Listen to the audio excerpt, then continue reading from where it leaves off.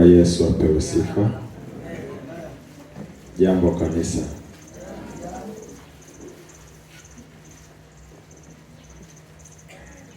Asante.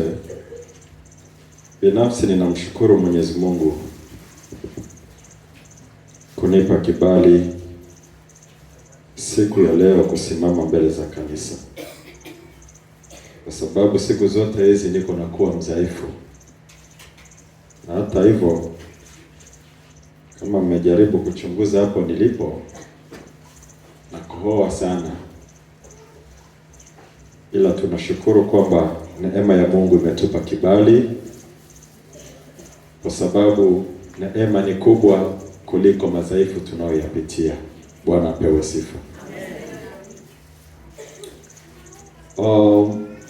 Tunashukuru pia uongozi wetu wa parokia kutupa fursa hii kwa ajili ya mwendelezo wa somo tulolianza karibia mwezi mzima uliopita hapo nyuma, na leo tunakwenda kufanya tamati. Somo letu lina msingi katika Mithali sura ya 4 mstari wa 13. Maandiko yanasema hivi: mkamate sana elimu, usimwache aende zake, mshike, maana yeye ni uzima wako. Katika awamu ya kwanza tulipojifunza somo hili, tuliweza kugusa vipengele vitatu,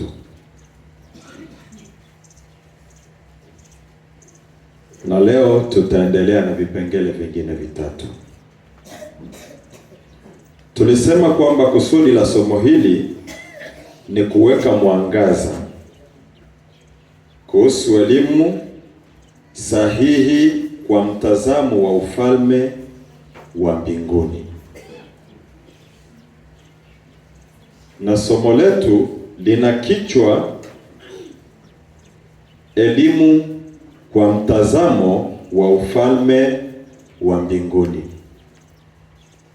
Wakati tulipofikiri kujifunza elimu kwa mtazamo wa ufalme wa mbinguni, makusudi mawili ya msingi yalitushawishi katika somo hili. Kusudi la kwanza lilikuwa ni kuweka mwangaza kuhusu elimu sahihi kwa mtazamo wa ufalme wa mbinguni. Mungu alitaka kanisa lifundishwe nini? Je, kile tunachofundishwa ndicho ambacho Mungu alikusudia kanisa lifundishwe?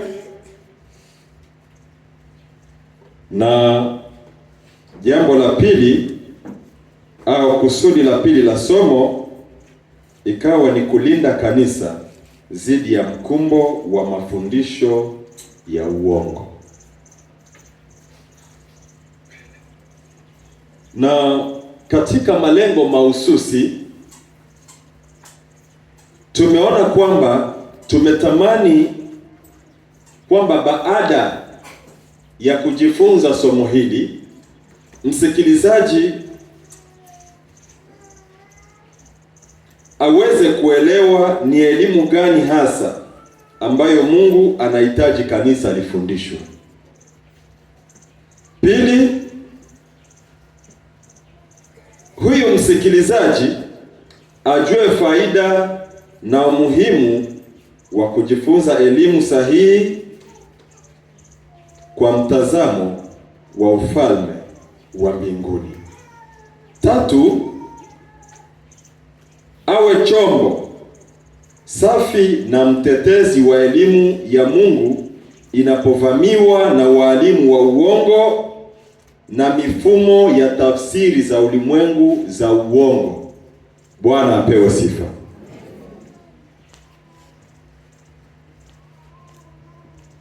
Na katika mgawanyiko wa somo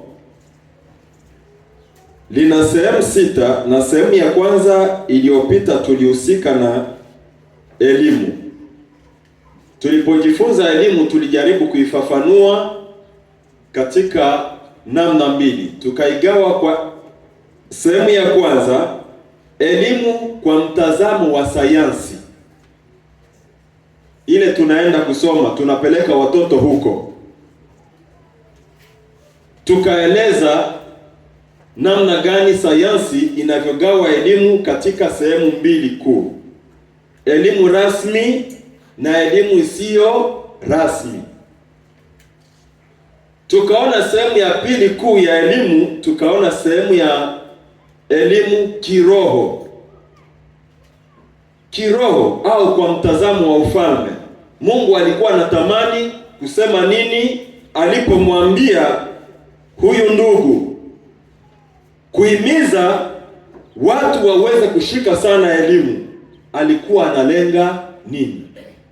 Je, tukamate math physics, tukamate shimi, tukamate bioshimi ndio itatupa uzima, au alikuwa anasema nini? Amina. Basi katika sehemu ya pili ya mgawanyiko wa somo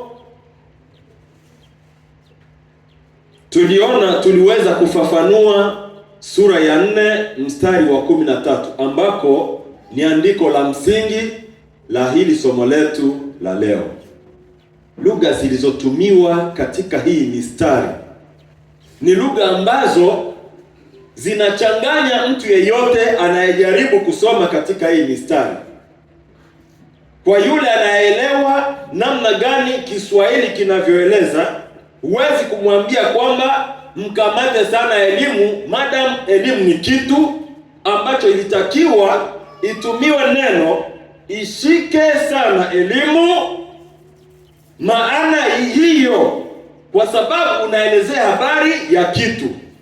Lakini huyu ndugu mwandishi wa hii methali alivunja kanuni ya Kiswahili na kutumia neno kuitwa mtu, jambo ambalo lilibeba mantiki jingine au lojiki, ambayo imetupasa tuweze kuona umuhimu wa kufafanua hili andiko kwanza kabla tujaendelea. Sifa kwa Yesu.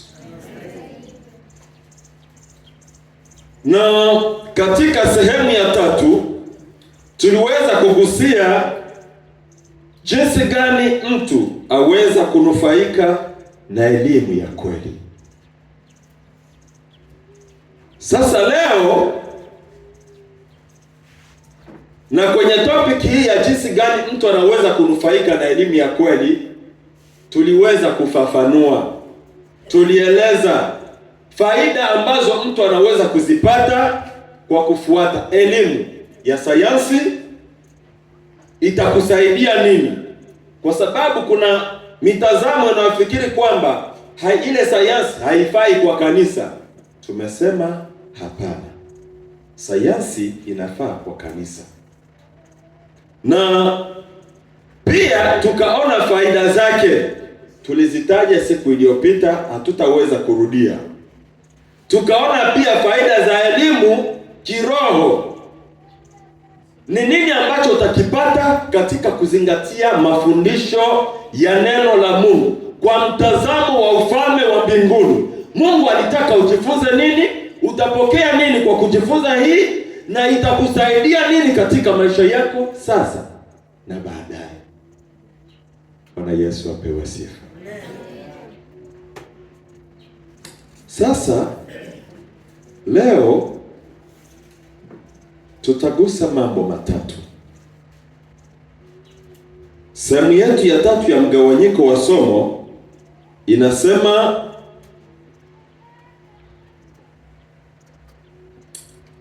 elimu na unabii wa nyakati za mwisho.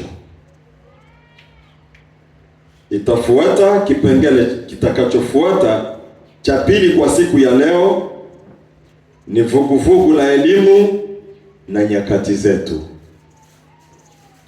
Na kipengele cha mwisho tutaona Paulo na mtazamo wake juu ya elimu. Bwana Yesu apewe sifa.